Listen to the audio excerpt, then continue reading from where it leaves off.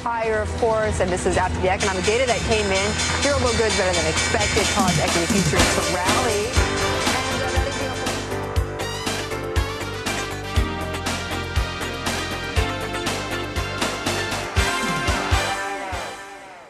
Hi, I'm Rob Skloff. I work on Wall Street and I have a pretty good sense of what's going on in the world of finance.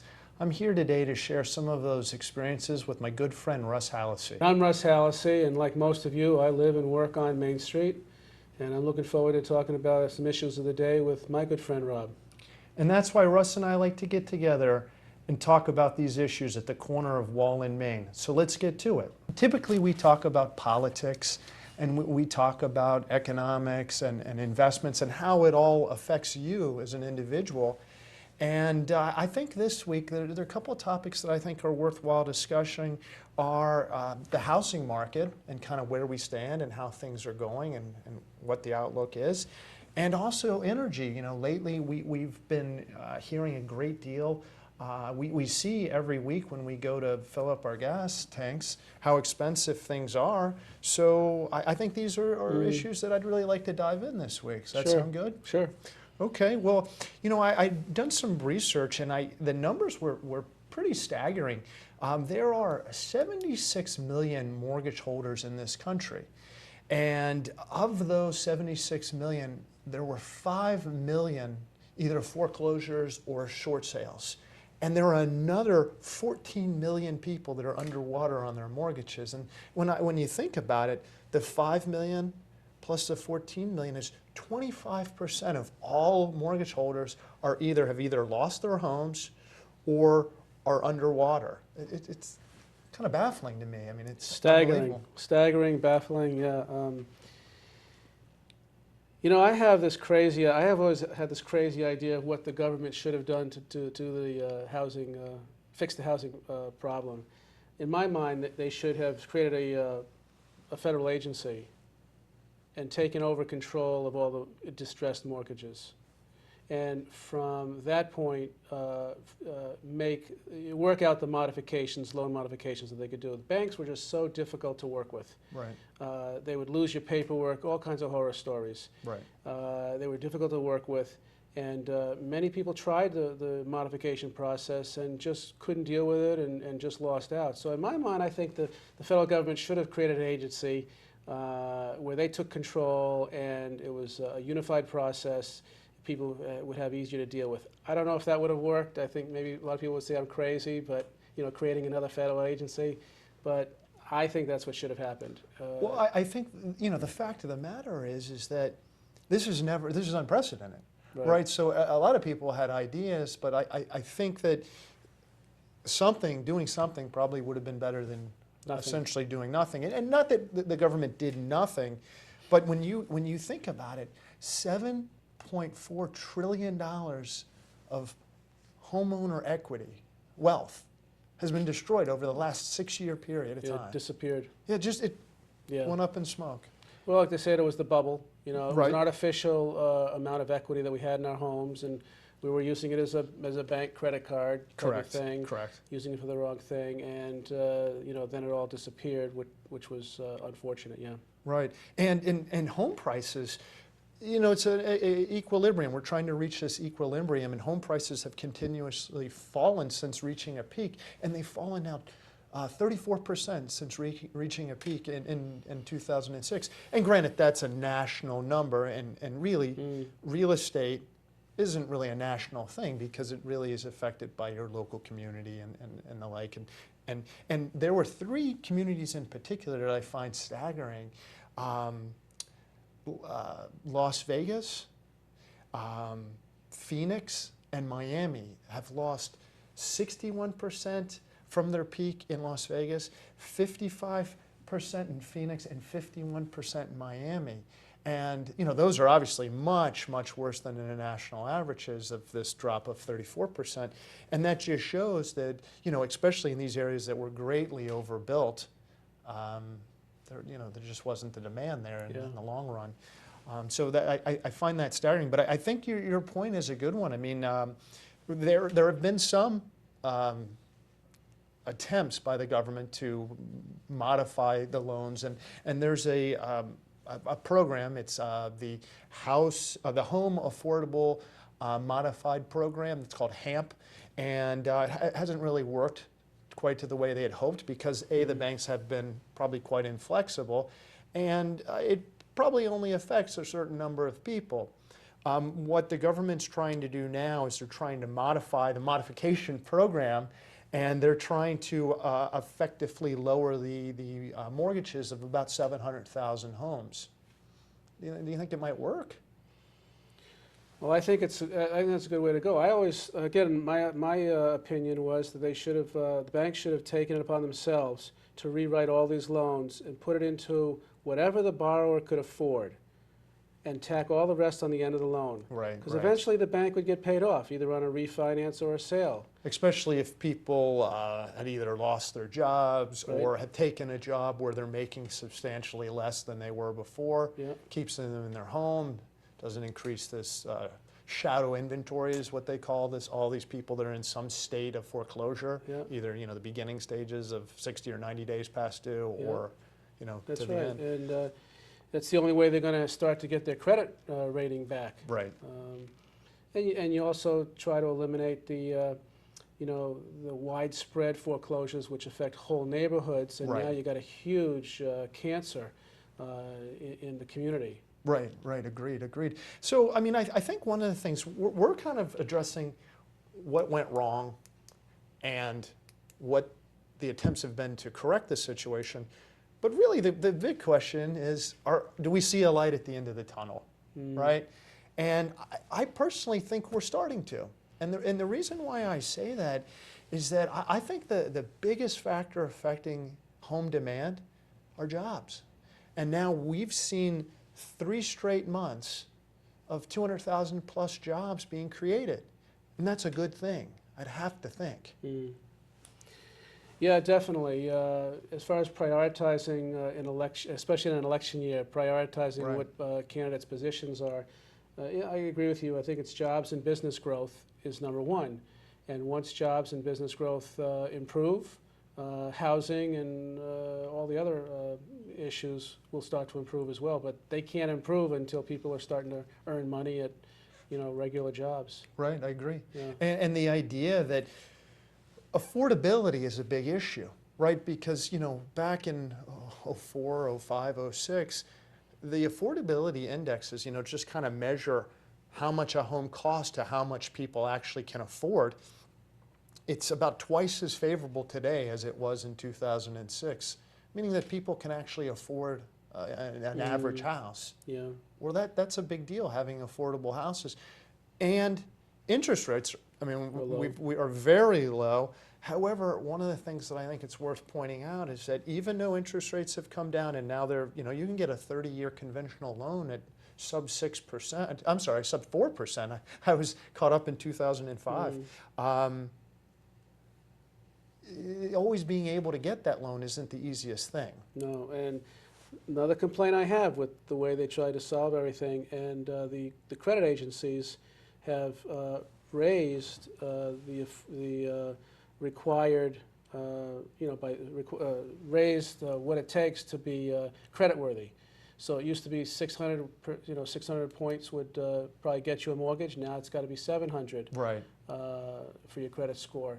And so while the affordability of the houses are coming, and while, like I said, while the interest rates are way low, there's not a lot of people who can take advantage of that, especially the ones who have got to try to get themselves out of being underwater with their house. Right. They're still stuck underwater. And the problem, I think, is that because these interest rates are now sub 4%, it seems to me that everyone that has taken an advantage of a refinancing on their home Already has. has. Yeah. So if that's the case, they could go to 1% or 0% on a 30-year fixed loan.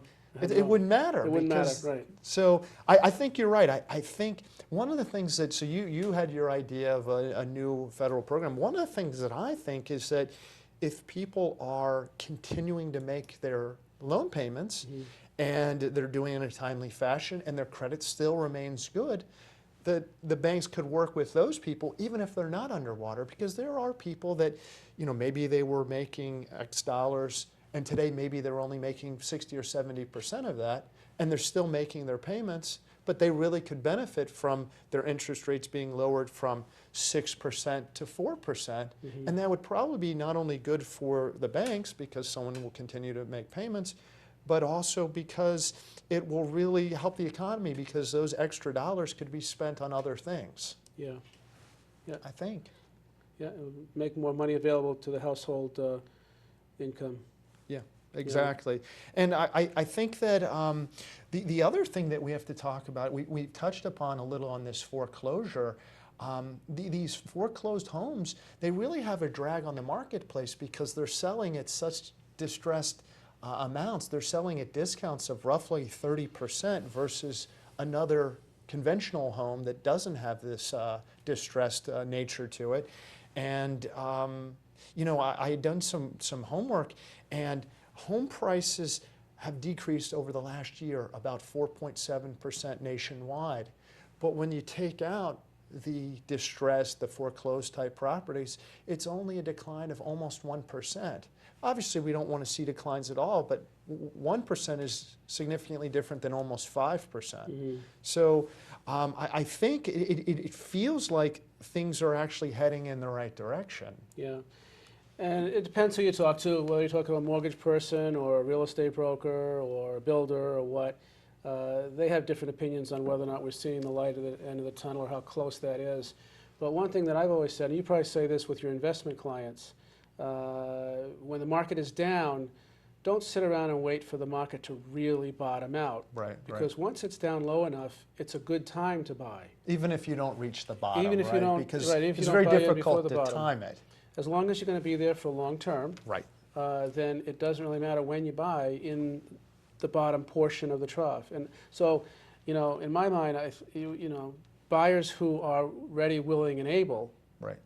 should jump into the market if that's what they want. Right. Agreed. I also don't know if the American dream is what it really used to be. I mean, home ownership, it's not necessarily for everybody. Everybody thinks, oh, you know, as soon as I can afford it, I'm going to buy a house. Well, there are other factors that really should be looked into, whether or not, you know, they're going to be really long-term to that, you know, part of the country, you know, in that region, whether they really want to tie with that house, and really whether they want to put all that money into a house or maybe put it somewhere else, maybe invest the money somewhere else. Right, I agree. Instead of investing in your house. Especially if you're younger and you want the flexibility, perhaps not be in a particular area Right. for a long period of time. I think the other thing that people really need to keep in mind is that we've always been conditioned to thinking that a home is as an investment. Right. And I don't necessarily think of a home as an investment. I think of it as your home. And it becomes an investment simply because you hold it typically for a very long period of time. You know, if you take out a 30-year traditional mortgage and you stay for 30 years, well, you've paid off your mortgage, hopefully, within that 30-year period of time, and now you have an asset that's yours completely as opposed to being the bank's. And that it has increased in value.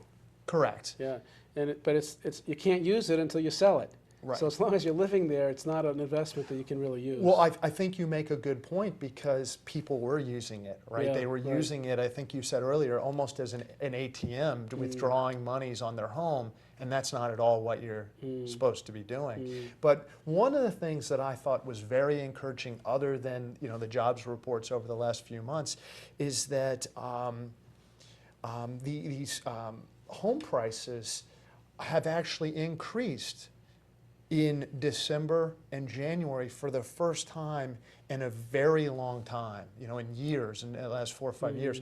So that's I think the beginnings. I mean, we're not going to see a dramatic turn and it's going to be straight up and all homes are going to go up 20 and 30%, like it seemed to be the case a few years back.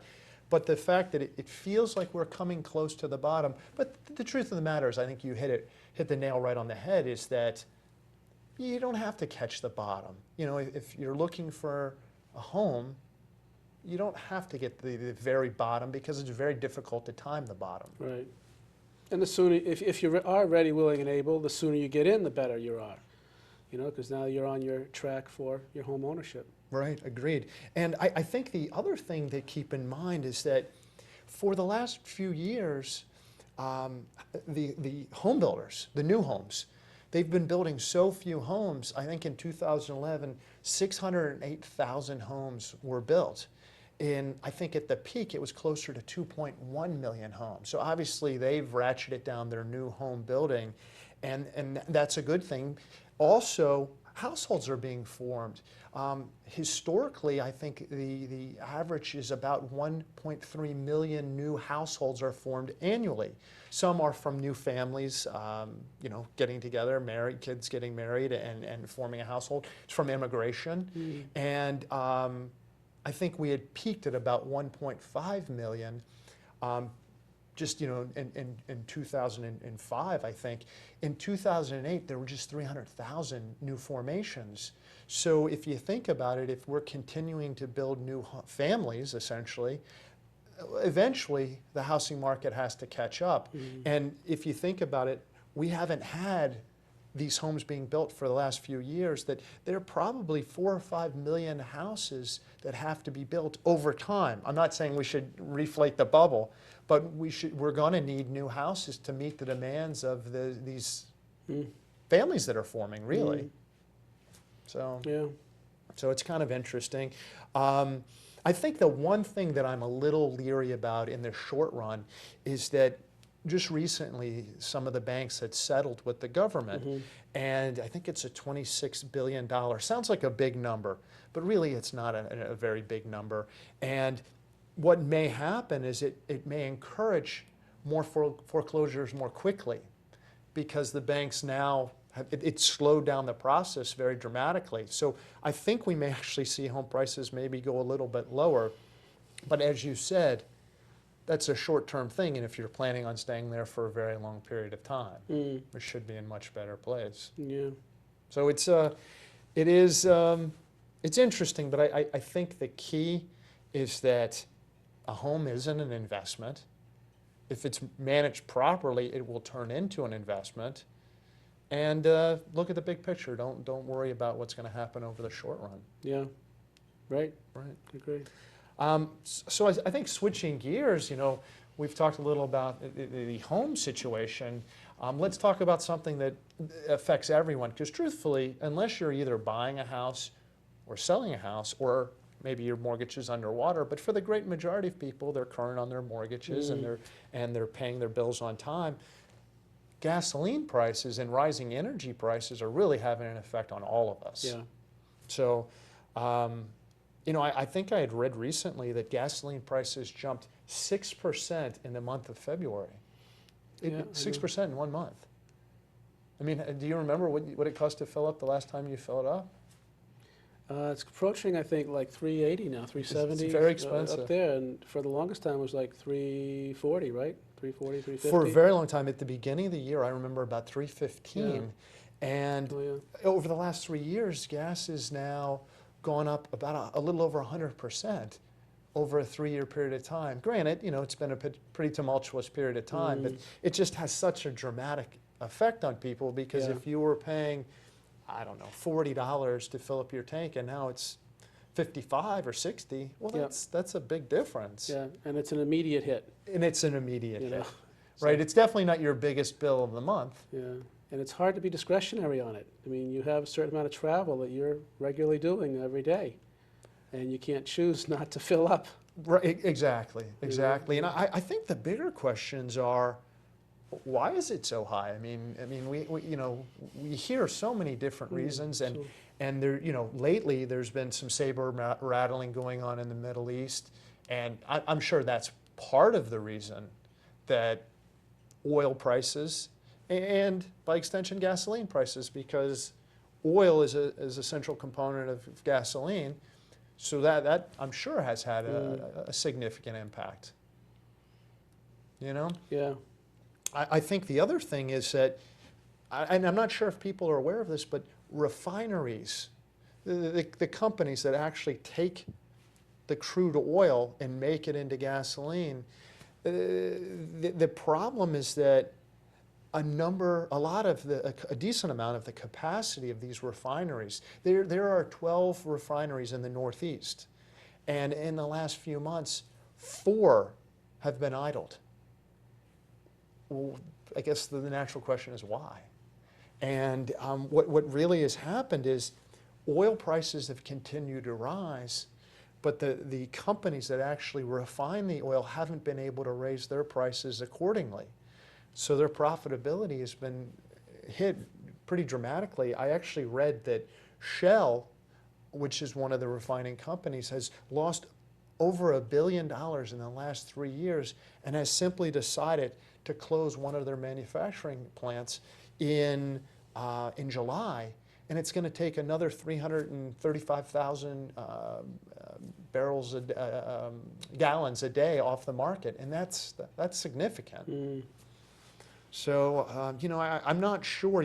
We recently read about, I think the British Prime Minister and President Obama were talking about tapping the strategic reserves, but truthfully, I don't think that really has a whole lot to do with it.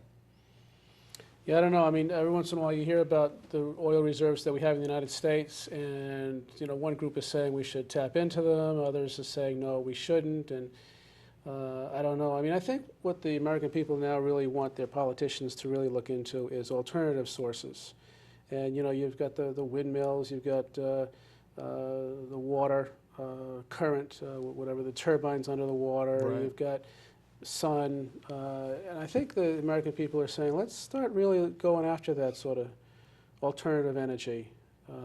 Russ, I completely agree. I think that everything you mentioned, from wind to solar to hydro, you name it, they're all, they're our future. I mean, I think we all get that, because energy, even if, as we are finding today in this country, we are finding so much energy that it's always been there, but the cost to get it was always so expensive.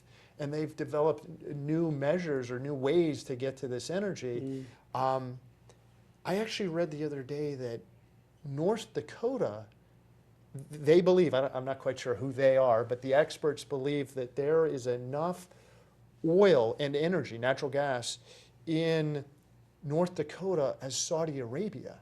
Which, if you think about it, I mean, Saudi Arabia is the biggest producer. So if North Dakota alone, North Dakota in the United States is now number 3 behind Alaska and Texas.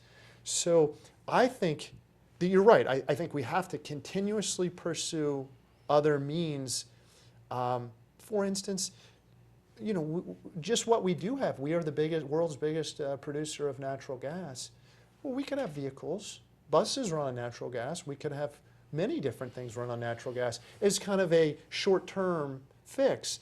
Short-term may end up being 30 or 40 years, but it gets us to where wind and those things are self-sustaining and can, Yeah.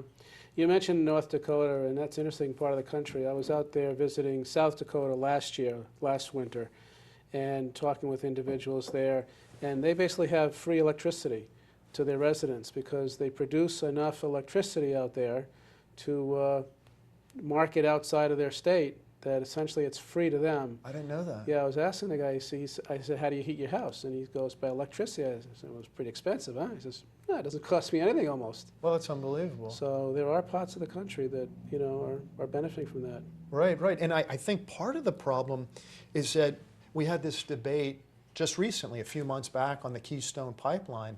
And it seems to me that the problem is that getting the fuel to the places where they can refine it, we need a more extensive pipeline network. And it would create jobs, because obviously that's a good thing. And they're typically pretty high-paying jobs. They're good jobs. And I think that it would really help the United States in our dependency on foreign oil, foreign energy. And I think that you do a little of all. Right. And I'm not saying that we should be,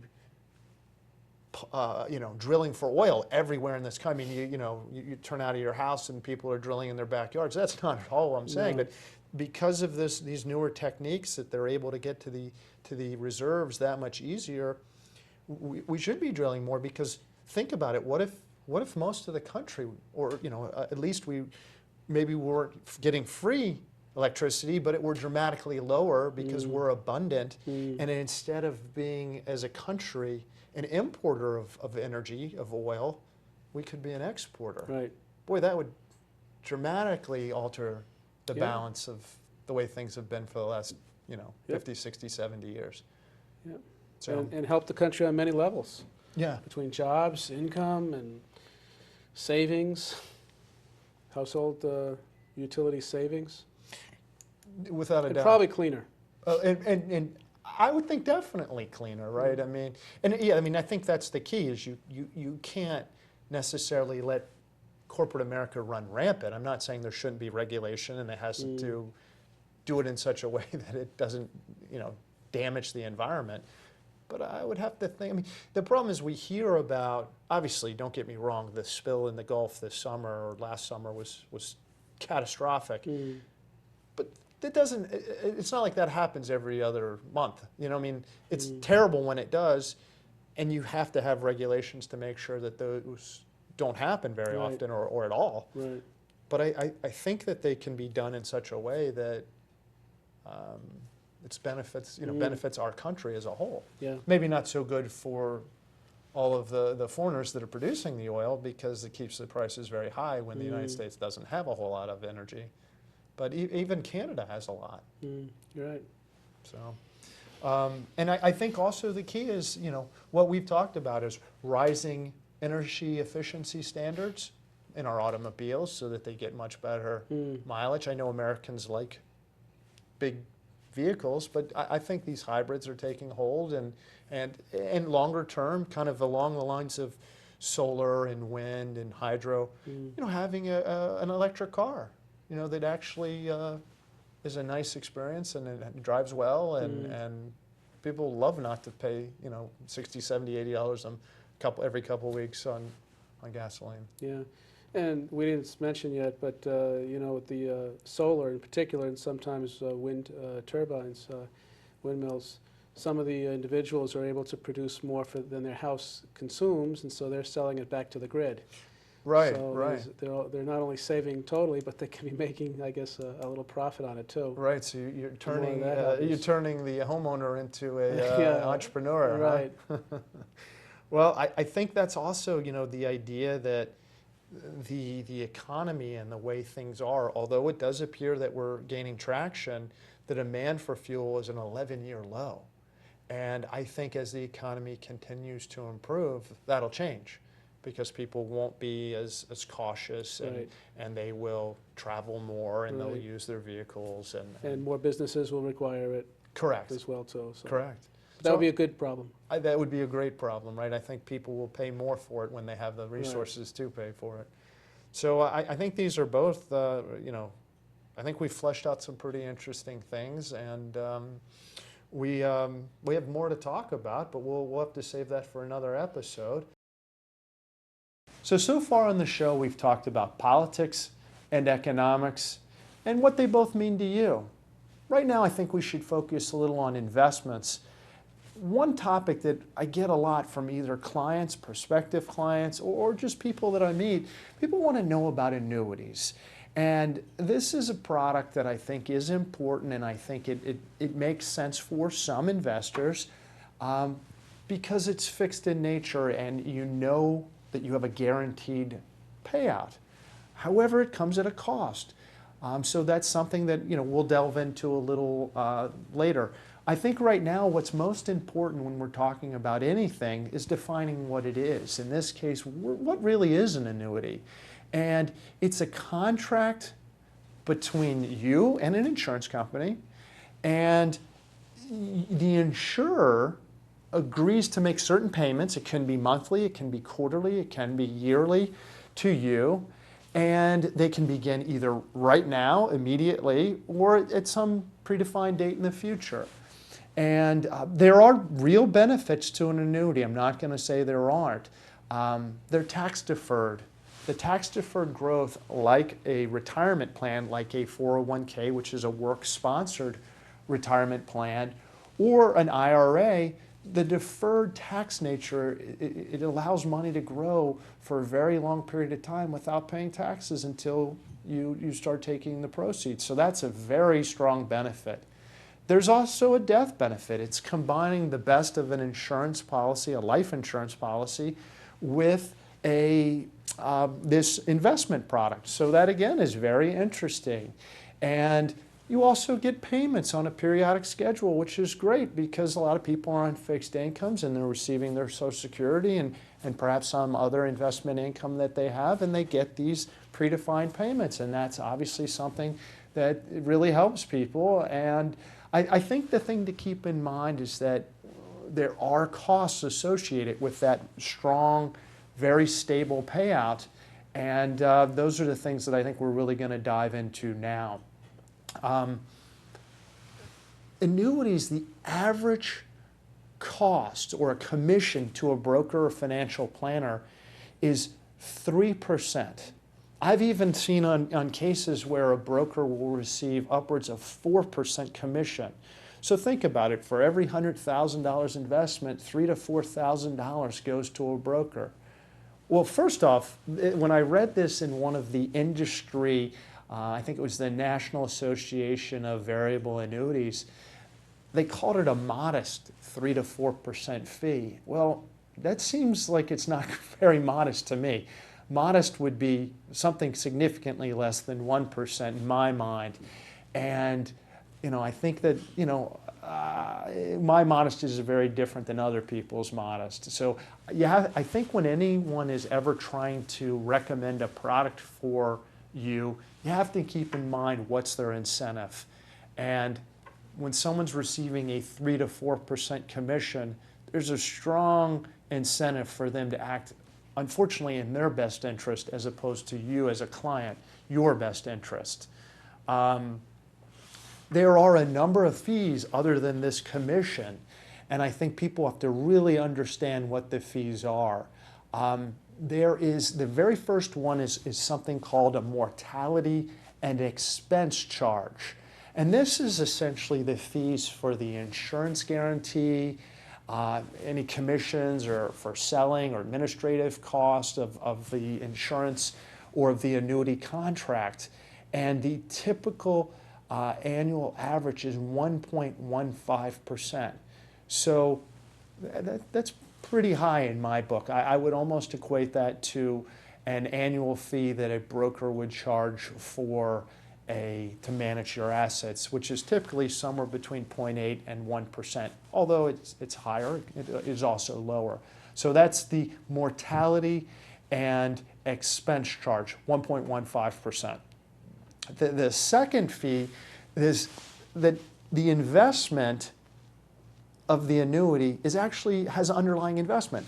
It could be a fixed income investment, it could be a variable investment, and typically either are mutual funds. So I recently read a white paper by a professor that said the average all-in cost for a mutual fund are 3.17%. And I think what happens is most people, when they think of investing in a mutual fund, especially a stock in a mutual fund, they see the management fee of somewhere around 1.1%. Well, that's only part of the fees that are associated with an investment. In this case, the National Association of Variable Annuities says that the portfolio management fee of a mutual fund is 0.82%. I think it's probably higher than that. That was also in 1997. Today, being 2012, it's quite a few years later, and I think it would probably be closer to 1, if not 1.1%. And the thing that people don't always keep in mind when you're talking about fees for mutual funds are the trading costs. Trading costs alone account for 1.44% on average. These aren't my numbers. These are the industry numbers. I read this article a few months back in the Wall Street Journal, and I was shocked. And what typically happens is portfolio managers, they don't have anyone really watching their trading costs. And when you turn over your portfolio, meaning that you make a number of investment changes to the portfolio throughout the year, the costs start to add up. So if you're at somewhere around 1 or 1.1% for a management fee, 1.44% for the trading costs, and then there are other small fees that no one seems to ever really know about, but they're in there distribution cost, administrative costs, and also taxes, your average all-in cost is a little over 3%. In this case, from these professors that I'd read about, 3.17%.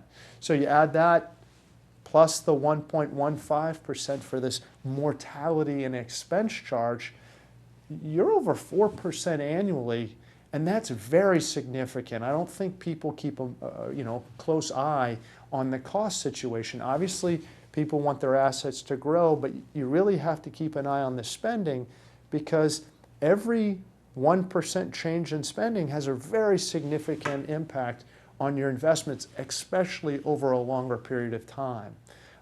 For instance, I actually had done some math for a client, and what I was trying to show her is that a $500,000 investment for at 6% for a 25-year period of time yielded something like $2.15 million. So again, I'll restate that since I kind of didn't get it out right. $500,000 invested for 25 years at 6% came to $2.15 million. However, the same amount, $500,000 invested for the same 25 years at 7%, just 1% higher, from 6 to 7%, it came to $2.7 million. So about a $550,000 change, just 1% higher. And if we take that a step further, the same $500,000 for the same 25 years at 8% yielded $3.4 million. Very different than either the 2.7 million or the 2.15 million. The point that I'm really trying to get across is that a 1 or 2% change in your cost is a very, very big deal for a very long period of time. The other charge that I think people need to keep in mind when they're investing in annuities, or at least looking at annuities as a potential investment vehicle, are they have these things called surrender charges. Most investments, when we make an investment, you can make a change. You can, you bought something, it didn't materialize the way you liked it, you can make a change. However, with annuities, part of the reason why these annuities are willing to guarantee higher rates of return is that they are able to hold on to an investor's investment, their money, for a longer period of time. Surrender charges, as they're known, they run anywhere from 1 to 12 years. And what that means is that you get penalized for taking your money back, essentially, if you don't wait a long enough period of time. I think the industry average is about 7%, and that 7%, and it typically goes lower per year, depending upon the company, obviously. But if a typical is a 7% surrender charge, that's pretty significant. For $100,000 invested, that's $7,000 if you were to surrender within the first year. The second year, it comes a little lower, and typically after about 7 years, it's zero. So the insurance company really has the ability to hold on to your money for a lot longer than you may like.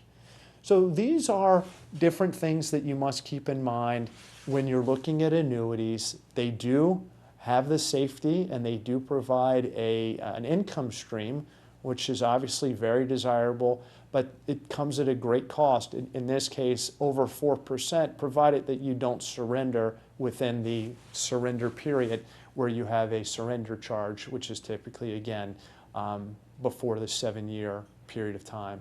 And my point is that while they do provide this safety, there are other investment vehicles that can provide similar returns, like municipal bonds or corporate bonds, that would provide you the income that you need, and don't have these high fees, and don't also have these periods where your money is locked up for a very long period of time. And if the life insurance component is something that's meaningful to you, well, you simply can have a life insurance policy on your own and combine your investments with your life insurance policy to get the best of both worlds. So that's my recommendation, is that be very cognizant of any fees that are associated with an annuity. And remember that when a salesperson, like a stockbroker or financial advisor, is recommending an annuity, that their incentive is very high, again, somewhere between 3 and 4% on average, that they make as a commission on that sale. So that's my take on annuities. I hope you found it useful. We'll hit on another topic next time we get together. I'm Rob Skloff, sitting here at the corner of Wall meets Main. That's it for now. I'm Rob Skloff on Wall Street. And Russ Hallisey on Main Street. Join us next time when we get together at the corner of Wall and Main.